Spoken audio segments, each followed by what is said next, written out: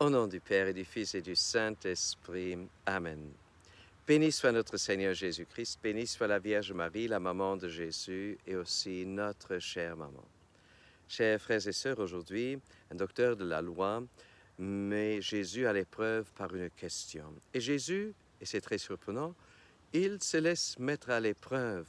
C'est presque comme s'il était un écolier. Mais la réponse qu'il va donner, elle est tout à fait surprenante. Écoutons. Maître, dans la loi, quel est le grand commandement? Jésus lui répondit, tu aimeras le Seigneur ton Dieu de tout ton cœur, de toute ton âme et de tout ton esprit. Voilà le premier commandement. Chers frères et sœurs, pourquoi aimer de tout notre cœur, toute notre âme et de tout notre esprit? Mais parce qu'il est notre papa, il est notre Père. Il nous a créés, il veut que nous vivions. C'est de lui, de son cœur, que sort notre vie. Dieu ne nous avait pas dans un plan, il nous avait dans son cœur. Et il nous a donné la vie parce qu'il nous aime. Il a mis tout en œuvre pour nous montrer son amour. Et c'est à travers la gratitude, même pour les choses les plus petites, que nous pouvons reconnaître de quel amour il nous aime et l'aimer en retour. Cela nous met en relation avec lui. Cela nous met contre son cœur. Et voilà ce qui va donner vraiment une grande paix à notre cœur. Voilà ce que le cœur de l'homme cherche en profondeur, ce que cherche ton cœur. Pouvoir aimer Dieu et se savoir aimer de lui. Mais Jésus continue en disant ceci. Et voici le second qui lui est semblable, tu aimeras ton prochain comme toi-même. Tout ce qu'il y a dans l'Écriture, dans la loi et les prophètes, dépend de ces deux commandements. Jésus parle donc aussi du prochain. Le prochain, tout comme nous-mêmes, a été créé par le même cœur de Dieu, dans le même amour, avec la même tendresse, et Dieu l'aime autant que nous. Le prochain, tout autant comme nous, a été créé à l'image de Dieu. Et Dieu voit en lui son fils, sa fille, son enfant. Chers frères et sœurs, parfois nos yeux, ils sont un peu brouillés, nous avons nos expériences, nous disons, oui, telle ou telle personne m'a fait du mal, telle ou telle personne n'est pas tellement sympa, etc., etc.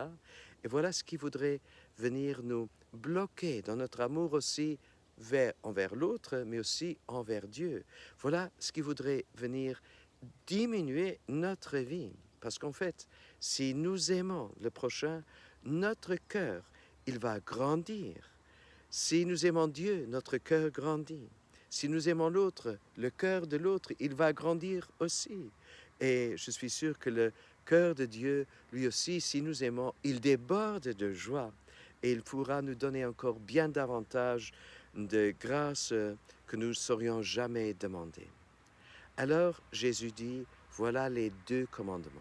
Dans la loi, il n'était pas écrit l'un à côté de l'autre. Le premier commandement se trouvait dans le Deutéronome, que nous venons de lire, comme nous venons de lire ici, et le deuxième dans le livre du Léviticus. Alors, chers frères et sœurs, Jésus les a mis ensemble, ces deux commandements, mais pas seulement en théorie, pas seulement dans l'explication. Il les a mis ensemble lors de sa mission en Galilée, en Judée, en Samarie, mais surtout, il les a unis sur la croix.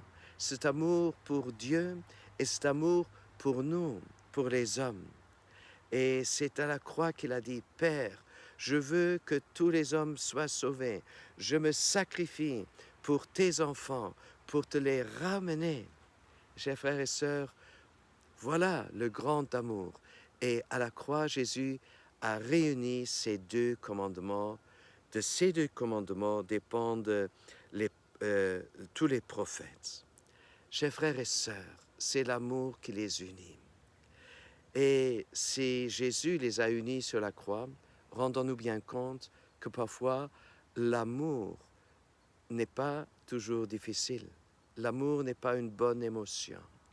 Aimer quelqu'un, ça peut nous coûter quelque chose. Cela veut dire aussi porter sa croix derrière Jésus. Mais nous serons toujours gagnants. Et aussi notre prochain, il sera toujours gagnant. Qu'il le sache maintenant ou plus tard, Ça, c'est pas notre problème. Chers frères et sœurs, demandons à Dieu que nous puissions aimer Dieu avec tout notre cœur, tout notre esprit, toutes nos forces, toute notre âme et notre prochain comme nous-mêmes. Au nom du Père et du Fils et du Saint-Esprit. À nous tous, une bonne journée dans l'amour de Dieu.